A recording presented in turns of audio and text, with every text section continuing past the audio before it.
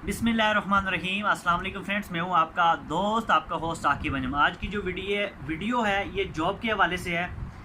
काफ़ी सारे दोस्तों के मैसेजेस आए थे कि भाई क्या अभी आपके पास जॉब्स हैं या नहीं है। तो जिस टाइम मैं जॉब्स के हवाले से वीडियोस बनाता हूं उसी टाइम आप अप्लाई किया करें, नंबर पे कांटेक्ट किया करें ताकि आपको बआसानी जॉब मिल जाए।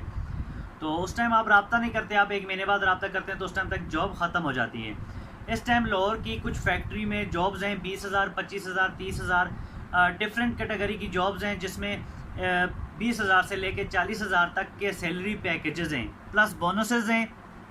और इसके अलावा छुट्टी के दिन अगर आप ओवर टाइम लगाते हैं तो उसका भी एक आपको अच्छा बोनस दिया जाता है, और सालाना बोनसेस भी हैं। तो जिसमें खिलौना फैक्ट्री है, ग्लास फैक्ट्री है, टिशू फैक्ट्री है, डिफरेंट फैक्ट्री हैं, 3-4 फैक्ट्री हैं जिनमें जॉब्स इस टाइम मौजूद हैं।